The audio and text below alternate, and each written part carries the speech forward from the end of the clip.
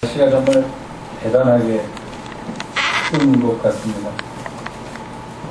제 기억에 오래 살진 않았지만 이렇게 추운 겨울이 있었나 하는 그런 생각이 들 정도로 이번 겨울은 아주 혹독하게 우리를 단련시키고 있는 것 같습니다. 어릴 때 지리 시간에 배운 우리나라 기후의 특성 중에 하나가 겨울이면 우리나라는 삼한 사온이라는 기후를 갖는다 하는 것을 배웠습니다. 삼한, 3일은 추웠다가 사온, 나흘은 또 따뜻하고 춥고 따뜻하고가 반복된다 하는 거예요. 근데 요즘 날씨를 보면은 한만 계속되지 오는 오지 않은 것 같아요. 뭐 6일째, 7일째, 8일째, 10일째 계속해서 추위가 이렇게 계속되다 보니까 일기예보를 보는 게 하루의 일과의 시작이 되고 그 일기예보를 보면서 조금은 주눅 드는 게 또 하루의 일상의 시작이 되지 않았나 하는 생각을 해요. 아니 또 추우면 얼마나 추울까 하고 나와보면 진짜 춥더라고요. 바람까지 게다가 불면은 정말 우리가 소설에서나 보는 그런 표현들이 실감날 정도로 그런 날씨가 계속되고 있습니다. 그냥 찬바람 조금만 몸에 들어가면 기관이 약하신 분들은 바로 기침하고 이제 뭐 감기 걸리고 그러는데 이게 언제까지 갈지 뭐 다음 주가 계속 춥다는 예보가 있는 것 같은데 뭐 영하 10도 정도는 기온으로 계속 가는 것 같다는 예보가 있는데 어쨌든 이런 날씨에 뭐 일하셔야 될 분은 또 추워도 일하셔야 되고 뭐 어쩔 수 없는 우리의 주어진 상황이라는 것이 있으니까 그 상황에 잘 맞게 적응하시면서 또 몸도 잘 추스리시면서 그렇게 건강하게 하루하루 보내셨으면, 그래서 이 겨울을 잘 지냈으면 하는 그런 바람입니다. 같이 기도하시고 하나님의 말씀 나누겠습니다. 오늘도 우리를 사랑하셔서 주 앞에 나와 예배하게 하시고 이 시간에 하나님의 말씀을 나누게 하시니 그 은혜를 진심으로 감사드립니다. 부득이한 우리들의 영혼이 세상을 살아가는 지혜를 얻게 하시고 그 길 속에서 우리가 참 구원을 얻는 은혜의 자리에 들어가도록 인도하여 주시옵소서. 주께서 우리의 삶을 늘 사랑으로 이끌어 주시고 말씀으로 이끌어 주시옵기를 간절히 바라며 이 시간 말씀을 전하는 부족한 자도 가리워 주시옵고 전하는 자나 듣는 자 모두 겸손히 주의 말씀 앞에 무릎 꿇는 은혜의 시간이 되게 주여 우리를 도와 주시옵소서. 우리 구 예수님의 이름으로 감사하며 기도하옵나이다. 아멘.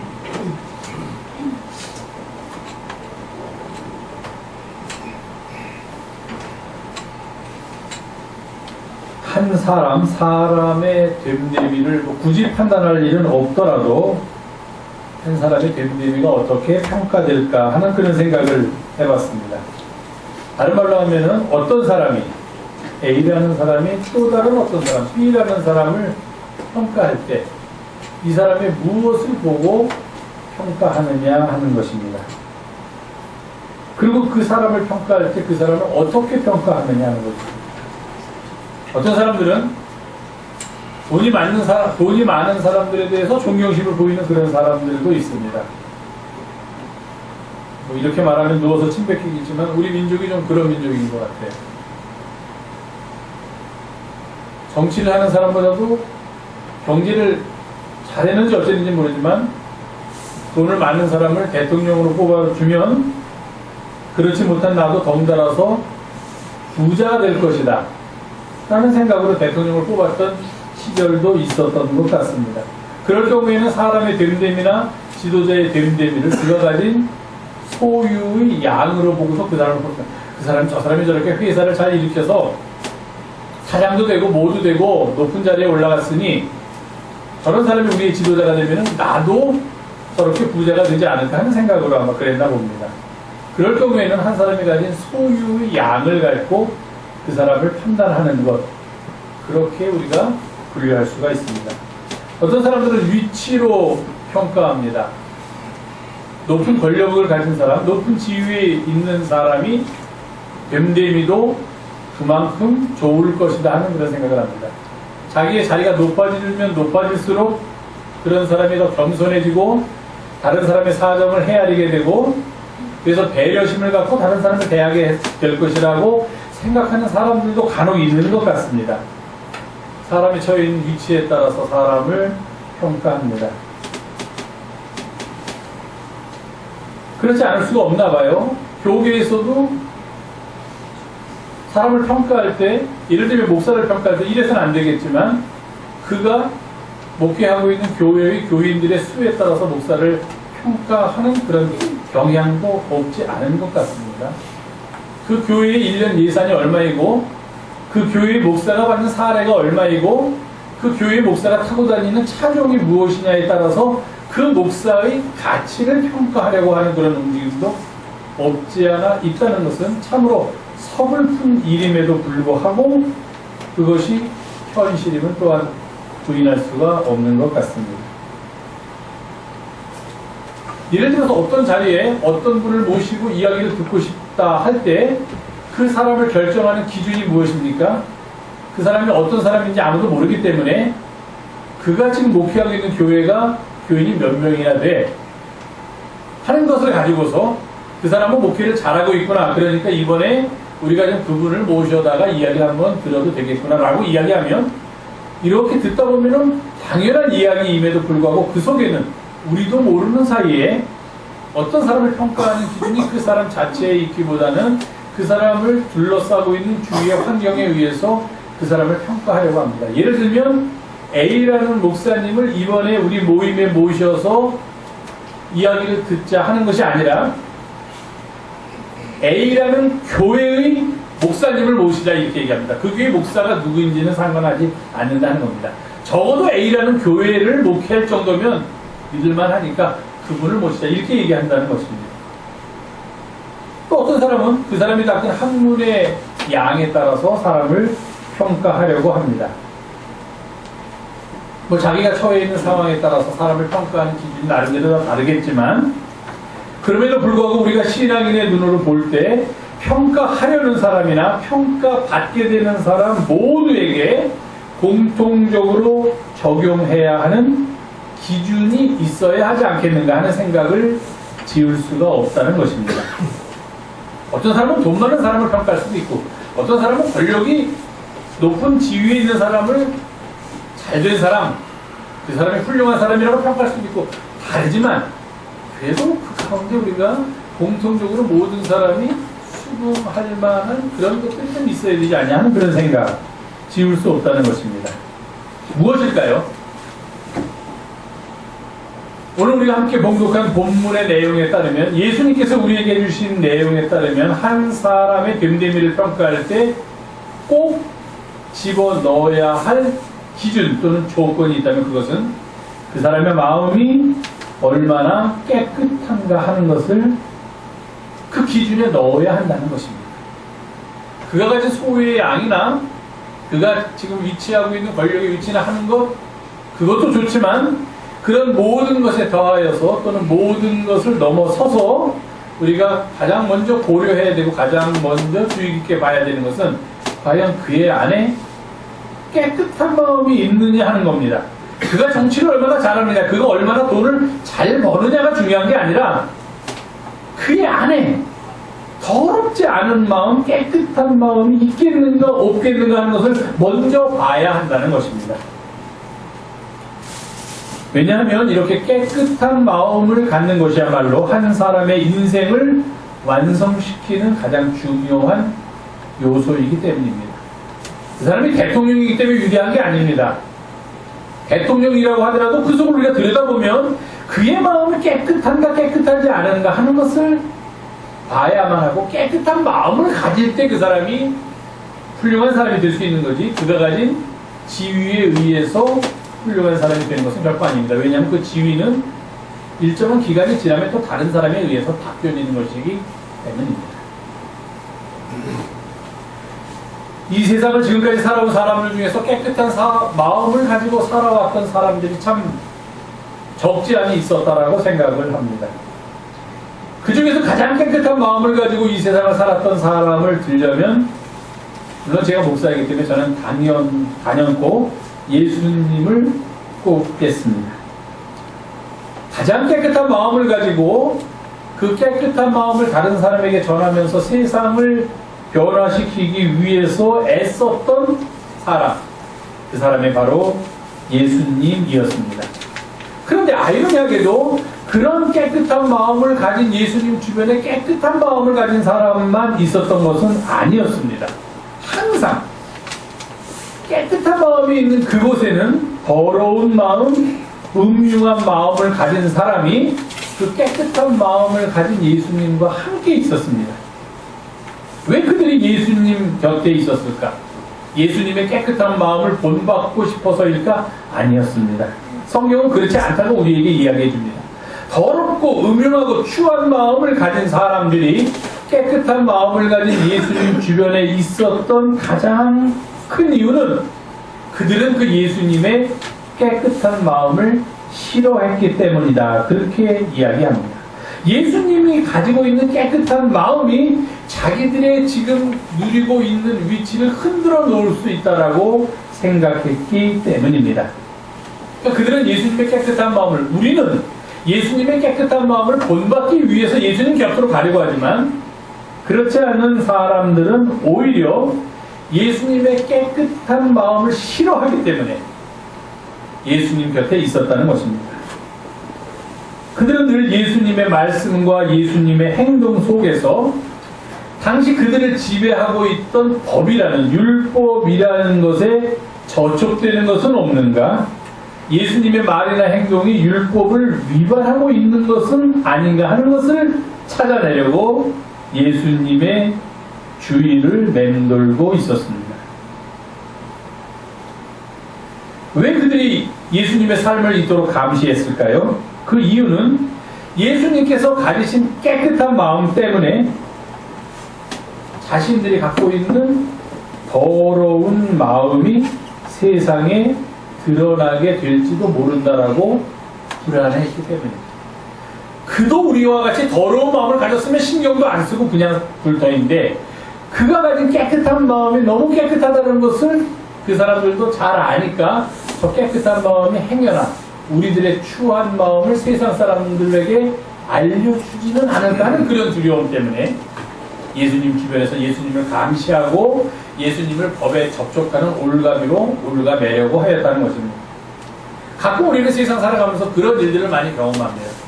작년 연말 어떤 사람들은 또 찬성하기도 하고 어떤 사람들은 거기에 반대하기도 했지만 그동안 오랜 논쟁이 되어왔던 뭐라고 할까요? 종군 위안부라는 표현을 보통 많이 쓰는데 그런 한일 간에 가장 처음에 했던 문제에 대해서 뭐 같이 판단은 제가 하지 않겠지만 어쨌든 뭔가 얘기 발표가 있었습니다. 그랬는데 한쪽에서는 잘했다는 사람도 있고요. 늘 우리나라는 그렇더라고요. 한쪽에서는 잘못했다는 사람들이 있어가지고 또 그거 가지고 왁자지껄 시끌벅적했습니다. 매주 수요일이면은 주일 대사관 앞에서 그 정신대 대책협의회와 여러 사람들이 그 문제를 좀 다르게 해결했으면 좋겠다고 모여가지고 시위 아닌 시위, 그냥 모여서 뭐 이야기도 하고 예배도 드리고 뭐 하는 시위 아닌 시위입니다. 뭐 돌멩이를 던지고 무슨 부시고 뭐 거기를 일본 대사관을 점령하고 이런 게 아닙니다. 그럴 힘도 없는 사람들이 모입니다. 1000번이 넘게 모였습니다. 1년이 52주가 있죠. 매주 수요일에 한 번씩 모이면 1년에 52번을 모일 수가 있는데 1000번을 모였다는 것은 거의 20년 동안 모였다는 것입니다. 그렇게 추우나 더우나. 그런데 재밌는 일이 생겼습니다. 1000번을 모이는 동안 모이나 보다 그런가 보다라고 그냥 지나갔습니다. 그동안. 그런데 작년 연말에 뭐 일본하고 무슨 얘기가 있는 다음에 그 앞에 있던 소녀상도 좀 없애라, 그 모임도 안 가졌으면 좋겠다라고 일본 측에서 요구했더니 갑자기 올해 들어서 그 모임의 책임자를 수사를 하기 시작했습니다. 수사한 이유가 뭐냐면은 우리 한국에서 가장 무서운 범죄 중에 하나인 집회와 시위에 관한 법률을 위반했다는 것입니다. 20년 동안 1000번 모였는데 그런 적이 없었는데 갑자기 위반했다는 것입니다. 위반한 내용인즉슨 처음에 이 시위를 신고할 때는 몇 명이 모이겠는가 쓰는 것이 있습니다.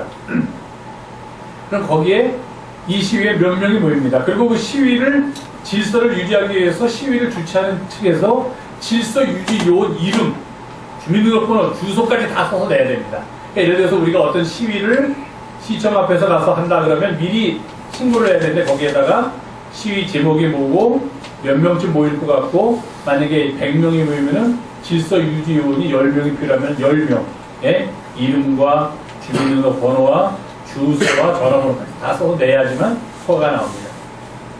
그렇게 해서 지금까지 20년을 그 집회가 있었는데 갑자기 그 집회를 주관하는 사람을 조사하겠다. 조사하는 이유가 처음에 그들이 몇 명이 모일 것이라고 써낸 집회의 인원보다 훨씬 많이 모이니까 너희들이 허가를 받기 위해서 낸 게 잘못된 거짓이니까 너희는 이 법을 위반했다 그래가지고서 조사를 하겠다는 것입니다. 정말로 죄송한 얘기지만 어이없는 일이죠. 어이없는 일. 20년 동안 1000번 모일 동안 아무도 그 집회에 대해서 뭐라고 하잖아요. 그저 와서 떠들고 가겠지. 그래서 일주일에 한 번씩 떠들고 가겠지 하고 거들떠보지도 않던 사람들이 작년 연말 그런 일이 있고 난 다음에 많은 사람들이 그게 무슨 일인가 하고 주의를 집중시키고 어떻게 하는 게 바른 일인가라고 관심을 갖게 되니까 그것을 못 모이게 하려고 합니다. 참 어이가 없는 일이 지난 1월 동안에 생겨났다는 것입니다. 세상 살아가는 게 그런 이치인 것 같아요. 예수님이 항상 그랬습니다.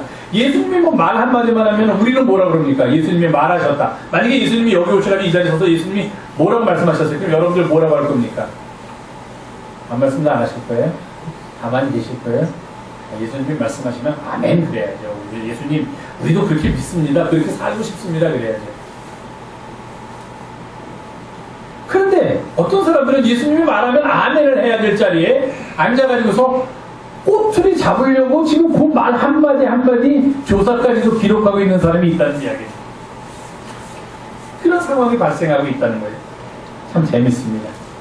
오늘 우리가 함께 봉독한 마태복음 15장에 바로 그런 이야기가 들어있는 본문입니다.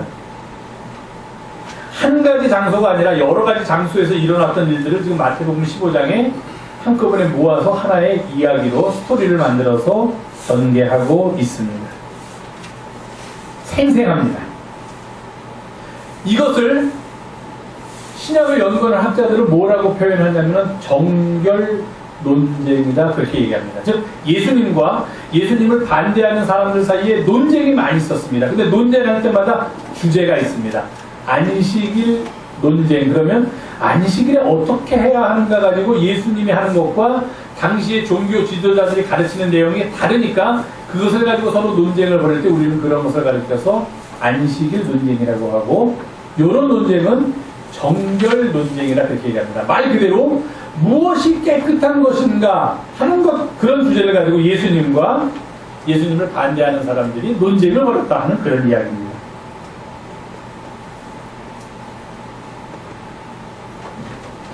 성경, 특히 구약 성경을 보면은 이스라엘 백성들에게 하나님께서 율법을 주시고 그 율법을 해석하는 과정에서 많은 것들을 정결하게 너희들을 유지해야 된다, 너희들의 삶을 유지해야 한다 하면서 그들에게 요구하는 조건들이 성서에 많이 기록되어 있습니다. 그러면서 그 정결해지기 위해서는 어떻게 해야 한다 하는 그런 구체적인 내용까지도 율법에는 없다고 하더라도 우리가 흔히 얘기하는 구전법, 말에서 말로 또 말로 전해내려는 구전법에는 아주 상세한 내용까지 기록되어 있습니다. 예를 들면은 유대인들이 먹는 음식을 코셔라고 합니다. 코셔. 그 코셔라는 음식을 만드는 재료뿐만 아니라 그 재료를 가공하는 과정까지 어떤 특별한 방법을 통해서 재료를 가공하도록 요구하고 있습니다. 그래서 그 사람들은 그런 재료를 가지고 그렇게 음식을 조리한 것만 먹어야 된다 하는 그런 나름대로의 규정이 있습니다. 그래서 유대인들이 사는 동네의 이런 가게에 들어가면은 이렇게 있습니다. 뭐가 있고 뭐가 있다는 표시가 있을 때 거기에 코셔라는 파트가 있습니다. 이 코셔는 유대인들이 원하는 방법에 따라서 조리를 한 거기 때문에 유대인들이 마음껏 자유롭게 먹을 수 있다는 겁니다. 꼭 그렇지 않더라도 우리가 성경을 열심히 읽다 보면은 이런 것은 먹어도 되고 이런 것은 먹으면 안 되고 되새김질을 하는 짐승은 어떻게 되고 굽이 갈라진 건 어떻게 해야 되고 뭘 어떻게 되고 하는 그런 규정들이 레위기나 그런 데 보면은 많이 들어있는 거죠. 즉 그들의 삶을 결국은 그게 무엇입니까? 그들의 삶을 정결케 하기 위해서 나름대로의 법을 만들어 놓은 것입니다. 그래서 이 법을 철저하게 따르면 따를수록 따르는 사람은 가장 깨끗한 사람이 되고 가장 하나님이 기뻐하시는 사람이 될 수 있다고 자기들 나름대로 리스트를 만들어 놓은 것이다. 목록을 만들어 놓은 것이다 하는 겁니다. 그런데 예수님과 예수님의 제자들은 늘 다니면서 그런 전통을 어기고 다녔다 하는 겁니다. 참 유대인이 되려면, 그래서 그들이 깨끗한 유대인이 되려면, 그래서 하나님이 기뻐하시는 유대인이 되려면 이렇게 해야 된다, 두 번째 이렇게 된다라고 쭉 목록이 있는데, 물론 써 있는 것은 아니고 그들의 구전 속에서, 전해 내려오는 교육에서, 그들의 삶 속에서 그런 법들이 있는데 왜 그랬는지 알 수 없는데 예수님과 예수님의 제자들은 늘 이런 것을 어기고 다녔다 하는 겁니다. 제가 아까 말씀드렸던 안식일 논쟁, 그건 아주 대단한 건데요. 거기까지 가지 않더라도 이런 정결 논쟁까지 일어날 정도로 늘 예수님의 제자들은 반항아적인 그런 행동을 하고 다녔습니다. 왜 그랬을까? 그런 것들을 무식하니까 예수님의 제자들은 공부도 못했으니까 들어본 적이 없어서 몰라서 그랬을까? 그런 것 같지는 않습니다. 당시 유대인이라면 그가 공부를 얼마큼 했는지 하지 않았는지에 상관없이 그들의 삶 속에서 당연하게 배우는 것들이기 때문입니다. 그러면 몰라서 그런 것 같지는 않고, 그러면 일부러 그랬나? 일부러 어겼나? 보라는 듯이 그것도 할 수가 없습니다. 왜냐하면 일부러 어기면 거기에 돌아오는 대가가 만만치 않기 때문입니다. 어려운 살기가 힘들어집니다. 그 법을 어기면요, 사람들이 그 어기는 사람에 대해서 대하는 태도가 확 달라지기 때문에 그렇게 법을 어기면서 고개를 들고 살 수는 없는 그런 때였기 때문입니다. 어느 날 예수님의 제자들이 음식을 먹는데, 음식을 먹을 때는 법에 의하면 반드시 손을 닦도록 되어 있습니다. 근데 그런 정결하기 위해서 정해놓은 법규가 사실 들여다보면요, 당시 사막 기후에서 필요한 보건위생이라든지 또는 일반적인 상식이라든지 또는 어떤 의학적인 이유가 사실은 많이 포함되어 있습니다. 손을 닦고서 먹어야 된다. 지금 우리도 그러죠. 아이들한테 뭐 먹으려고 그러면, 야, 너 밖에서 놀다 왔으니까 손을 비누로 깨끗이 닦고서 먹어라. 당연하죠. 왜냐하면 밖에서 온갖 병균이 손에 묻어가지고 들어올 수 있으니까. 근데 유대인들은 그런 것들이 너무 쉬우니까 밖에서 균을 묻혀올 수 있는 그런 확률이 굉장히 많고, 그리고 음식을 먹을 때 수저나 포크나 그런 것을 사용하지 않고 손으로 직접 뜯어서 먹기 때문에 그런 병에 걸릴 위험이 높아서 그런 보건위생적인 관념이라든지 상식이라든지 또는 의학적인 판단에 의해서 종교적인 의미를 거기다 가미하면서 음식을 먹기 전에는 손을 씻어야 된다는 것이 보건이 아니라 종교가 돼버렸다는 것입니다. 그러니까 그냥 우리가 체육 시간에 또는 무슨 보건 시간에 손을 깨끗이 씻고 의사 선생님이 씻으니까 깨끗이 씻고 그리고 비누를 씻고 밥을 먹자 하는 정도 차원이 아니라 그것이 구조로 넘어오면서 종교법이 되니까 너 그렇게 손을 안 닦고 먹으면 병에 걸리고 아플 수 있다 하는 차원이 아니라 너는 더러운 놈이다 이렇게 됐다는 겁니다. 한마디로. 손을 씻지 않고 음식을 먹으니까 너는 율법을 어긴 놈, 너는 범법자, 너는 이제 더러운 인간이다. 이렇게 취급받게 되었다는 것입니다. 그런 상황입니다. 오늘 본문이. 근데 예수님의 제자들이 손을 안 닦고 떡을 먹은 거예요. 손 닦아야죠. 여러 가지 이유로. 병 걸리지 않기 위해서도. 그랬더니 이런 상황을 예수님 주변에 있던 예수님을 대적하는 사람들이 놓치지 않았다는 것입니다. 예수님과 그의 제자들을 아주 도전적으로 강압적으로 비난하면서 나섰습니다. 야, 이거 봐라. 이거 하나만 봐도 지금 이 사람과 이 사람의 제자들이 무슨 생각을 하고 어떻게 살고 있는지 다 알 수 있지 않느냐? 손을 씻지 않고서 어떻게 빵을 먹을 수가 있단 말인가? 저렇게 장로의 전통을 대놓고 위반하는 저런 인간들이 그 속에 무슨 소리가 들어있고 저 머릿속에는 도대체 어떤 생각이 들어있는지 그들을 따라서는 안 된다. 그들이 이야기하는 것을 받아들여서는 안 된다 하고 사람들을 설득시키는 그런 기회로 삼았다는 것입니다. 여기서부터 정결 논쟁이 시작됩니다. 이것은 예수님이 모른 채 했으면 끝입니다. 무시해버렸으면, 니들이 뭐라고 하든 나와 내 제자들은 그냥 하겠다 했으면은 그냥 끝나는 건데, 예수님이 돌아서가지고서 거기에 대해서 반박을 하기 시작했다는 것입니다. 다른 예를 들면서 반박을 하면서 지금 너희들이 하고 있는 말이 그 장로들의 전통, 내려오는 구전에 의한 율법을 지킨다는 것이 너희들 스스로는 그렇게 해야지만 깨끗해질 수 있다라고 생각하고 있는 것 같은데 아주 잘못된 생각이다. 예수님이 이렇게 말씀하시네요. 그래서 아주 잘못된 생각. 그렇게 해서 깨끗해지는 게 아니다, 사람이.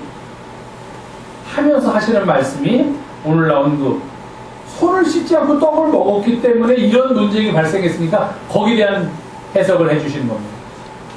이 사람들은, 바리새인들은 또는 예수님을 대적하는 무리들은 손을 씻지 않고 떡을 먹었기 때문에, 즉 더러운 채로 그것을 입에다 넣었기 때문에 그것이 내 몸속으로 들어가서 너는 더러운 사람이 되었다라고 지금 이야기를 하고 있는 반면에, 예수님은 거꾸로 사람의 입으로 들어가는 것이 그 사람을 더럽게 하는 것이 아니라 사람의 입에서 나오는 것이 거꾸로 사람을 더럽게 한다. 그렇게 말씀하셨다는 겁니다. 그러면서 그런 대적하는 무리들 향하여 이 외식하는 자다 겉만 번지르르 하게 시작하면서 속은 가장 더러운 것을 가지고 있는 무리들아, 그렇게 말씀하셨습니다. 구약성경 이사야서를 인용하시면서 입술로는 나를 공경하는 것처럼 보이지만, 하나님을 공경하는 것처럼 보이지만 마음은 하나님에게서 멀어진 너희들이 어떻게 깨끗함에 대해서 감히 이야기를 할 수 있겠느냐. 하나님의 계명을 따라야 되는데, 하나님의 법을 따라야 되는데, 하나님의 계명과 하나님의 법은 가르치지 않고 사람의 계명을 가르치면서, 그 사람의 계명이라는 것은 그 계명을 가르치는 사람들에게 유리하게 만들어 놓은 계명입니다. 그것을 가르치면서 어떻게 너희들이 하나님을 공경한다, 하나님의 계명을 따른다라고 말할 수 있느냐. 그렇게 예수님께서 그들을 책망하셨다는 겁니다. 그러면서 정말로 깨끗해지는 것이 무엇인가 하는 것을 제자들과 무리들에게 말씀하기 시작하셨습니다. 정결 논쟁의 핵심은 어떻게 하면 깨끗해지느냐 하는 겁니다. 예수님을 대적하는 사람들은 음식을 먹을 때 손을 깨끗이 씻고 먹으면 깨끗해지만 손을 씻지 않고 먹으면 더러운 것을 먹는 것이기 때문에 너 온 몸과 내 마음과 내 삶 자체가 너는 더러운 인생이 될 수 있다 하는 것이고, 예수님은 밖으로부터 안으로 들어가는 것이 우리를 더럽게 하는 것이 아니라 거꾸로 입을 통하여 밖으로 나오는 것이 우리를 훨씬 더 더럽게 한다라고 지금 말씀하고 계신 것입니다. 어떻게 하면 깨끗하게 될 수 있을까? 이것을 해결하기 위해서는 먼저 무엇이 우리를 더럽게 하는가 하는 것을 알아내서 우리를 더럽게 한 것을 우리의 삶 속에서 제거하면 됩니다. 그리고 그 더러워진 부분을 닦아내면 됩니다. 문제는 우리의 몸은 그렇게 쉽게 할 수 있다는 것입니다. 오늘 혹시 세수 안 하고 오신 분 계세요? 계신가 보네요. 뭐 고개 숙이신 분 세수 안 하고 오셨을 거, 고개 숙였을 거라고 생각했는데, 적어도 밖에 아침에 일어나서 밖에 나가면 다른 사람을, 아는 사람을 만나건 만나지 않건 조심하세요. 다른 아는 사람 한 번도 안 만나는 길을, 안 만나는 시간에 간다고 방심하고 나갔다가는 꼭 만납니다. 그러니까 항상 조심해야 됩니다. 그럼 우리는 어떻게 합니까? 세수를 적어도 해야죠. 눈곱도 띄고 세수도 해서 좀 깨끗하게 얼굴도 하고, 입에서 냄새 나지 않게 양치질도 하고, 머리도 헝클어뜨린 머리를 좀, 머리도 나름대로 잘은 아니더라도 좀 빗고 이렇게 나갑니다. 깨끗하게 하려고 합니다. 우리의 모습을. 우리의 몸은 또 깨끗하게 할 수 있어요. 왜냐하면 거울이라는 좋은 도구가 있으니까 거울을 보면서 잘못된 부분을 고치고, 그래서 깨끗하게 보일 수 있습니다. 우리들의 겉모습을. 문제는 우리들의 마음은 어떻게 깨끗하게 할 수 있느냐는 겁니다. 심지어는 내 마음의 상태를 볼 수 있는 거울조차 우리는 갖고 있지 않습니다. 내 마음의 어느 부분이 잘못됐는지 내가 심각하게 고려하면 알 수 있습니다. 마치 우리가 아침에 자고 일어나면 당연히 거울을 보지 않아도 지금 내 눈 주변에는 눈곱이 있을 수 있고, 내 입 옆에는 흘린 침 자국이 있을 수 있고, 머리가 헝클어질 수 있고, 이거는 거울을 안 봐도 알 수 있어요? 우리의 마음도 거울을 보고 알 수 있기도 하지만 거울을 안 봐도 다른 사람을 몰라도 자기 자신을 알 수 있습니다. 자기의 마음의 상태. 얼마나 깨끗한지 얼마나 깨끗하지 않은지, 어디가 깨끗한지 어디가 깨끗하지 않은지 우리는 확실히 알 수 있다는 이야기입니다. 여기서 예수님이 우리의 입술하고 마음을 대조해서 말씀하십니다. 입술로는 속에 있는 게 나오는 풍로입니다. 하나님을 공경하지만 마음은 하나님께서 몰라 하십니다. 입술이 보여주는 것과 마음이 보여주는 것이 같지 않은 사람은 깨끗하지 못한 사람이다라는 것입니다. 입술이 공경하고 있으면 그 마음도 공경해야 하는데 마음은 공경하지 않으면서 입술만 공경하는 사람은 깨끗하지 않은 사람이다 하는 것입니다.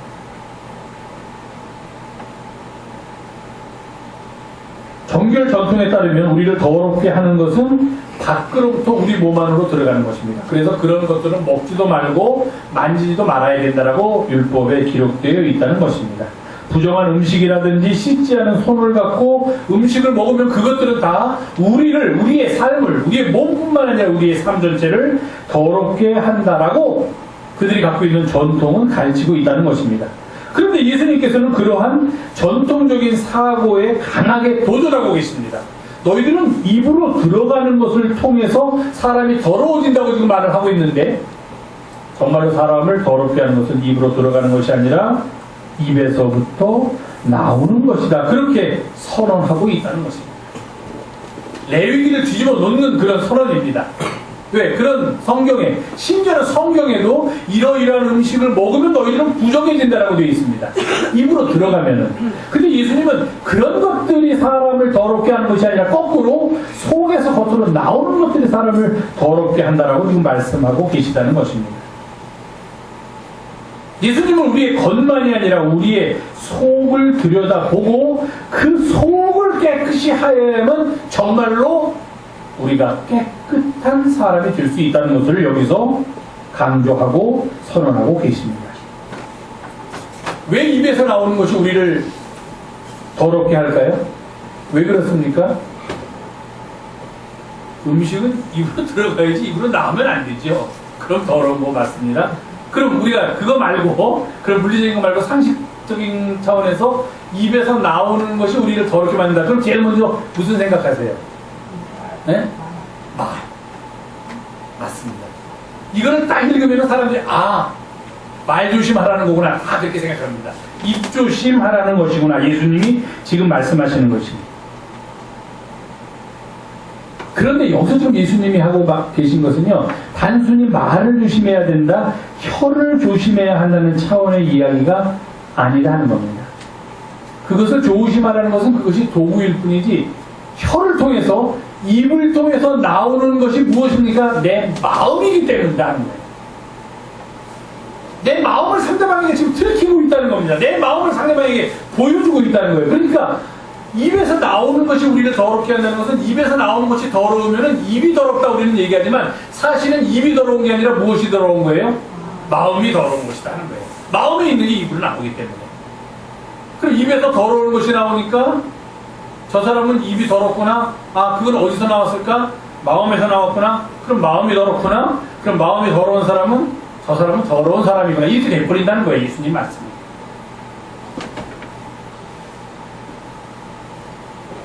손을 씻었느냐, 손을 씻지 않았느냐, 그것이 우리를 깨끗하게 할 수는 없다는 것입니다. 이사야 선지자도 얘기하죠. 나는 입술이 부정한 백성들 가운데 거해서 내 입술이 부정하기 때문에 나는 하나님의 말씀을 들을 수가 없습니다 할 때 하나님께서 그의 입술을 깨끗하게 해주셨습니다. 다윗도 그의 범죄를 고백할 때 하나님께 기도하면서 이렇게 얘기합니다. 내 안에 정한 마음, 정직한 마음, 깨끗한 마음을 하나님 다시 좀 지어주시옵소서. 지금까지는 내가 죄진 마음, 더럽고 추한 마음을 가지고 살았는데 이제 제가 그것을 깨달았습니다. 하나님 그것을 없애고 내 안에 정직한 마음을 새롭게 하여 주시옵소서라고 기도했다는 것입니다.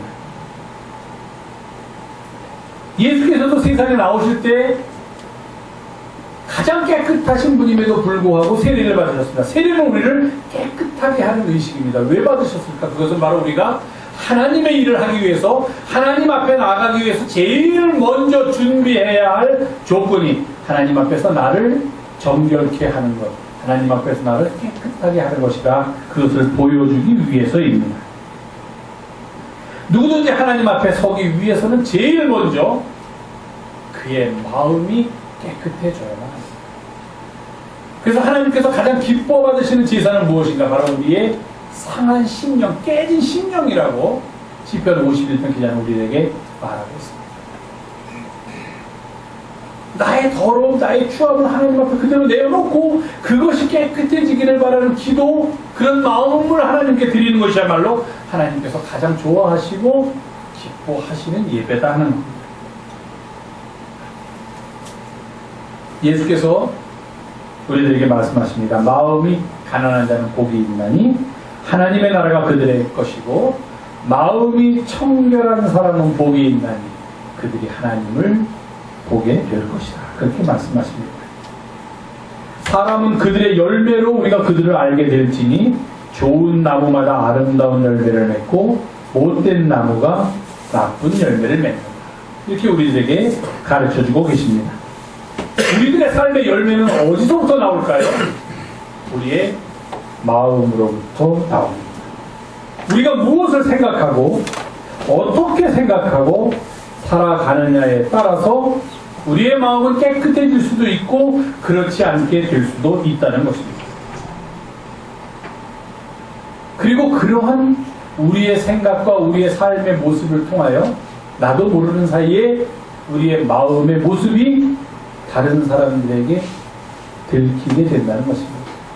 물론 하나님 앞에서는 들킬 것도 없고, 하나님은 이미 우리의 마음 상태를 아무리 겉으로 외모로 아닌 것처럼 치장해도 하나님은 우리의 중심을 보시고 우리의 마음을 보시는 분이시기 때문에 하나님은 이미 알고 계시고, 심지어는 사람들조차도 내가 겉으로는 아무리 아닌 것처럼, 입술로는 그렇지 않은 것처럼 해도 살아가다 보면 나의 생각과 나의 말과 나의 행동 속에서 내 마음의 상태가 나도 모르는 사이에 그들에게 알려지게 된다는 것입니다. 그렇기 때문에 하나님 앞에 설 때, 그리고 이웃과 더불어 이 세상을 함께 살아갈 때 우리에게 가장 중요한 것은 우리가 가진 소유의 양이나 우리가 있는 위치에 지위의 고하나 또는 우리가 갖고 있는 학식의 양의 관계함이 없이 그저 우리가 얼마나 깨끗한 마음을 가진 사람으로 이 세상을 살아가고 있느냐 하는 것이 가장 중요하다는 것입니다. 심지어 하나님 앞에 설 때는 우리가 깨끗한 마음을 가지고 있느냐 아니냐 그것만 보시지, 하나님 앞에서 우리가 가진 소유가 얼마나 크다라고 자랑할 수 있겠습니까? 하나님 앞에서 내가 가진 위치가 얼마나 높다라고 하나님 앞에서 뻐길 수 있겠습니까? 하나님 앞에서 내가 가진 학식이 이렇게 많다라고 그렇게 이야기할 수 있는 사람 과연 누가 있겠습니까? 그런 것들이 필요 없다는 것이 아니라, 그런 것들은 그저 우리가 이 세상을 살아가기 위해서 필요한 여러 가지 도구에 불과하지, 그것이 우리의 사람 됨됨이, 나의 삶, 하나님 앞에서는 나의 모습을 대변해주지 않는다는 겁니다.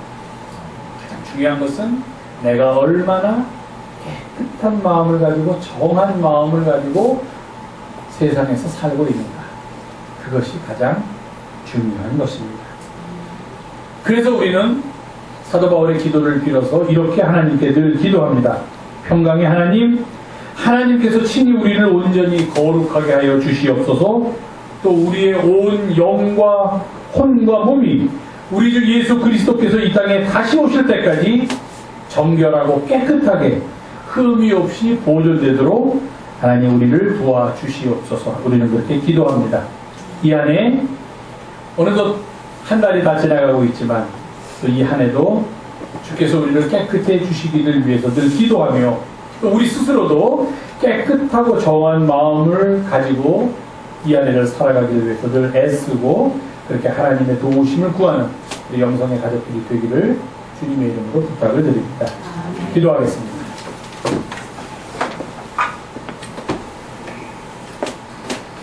고마우신 주님, 오늘도 주 앞에 나와서 같이 말씀 나누게 하시고 하나님을 향한 우리의 길을 찾게 하시니 감사를 드립니다. 언제나 주께서 우리의 삶에 동행하여 주시옵소서. 그리고 예수님의 이름으로 기도하옵나이다. 아멘.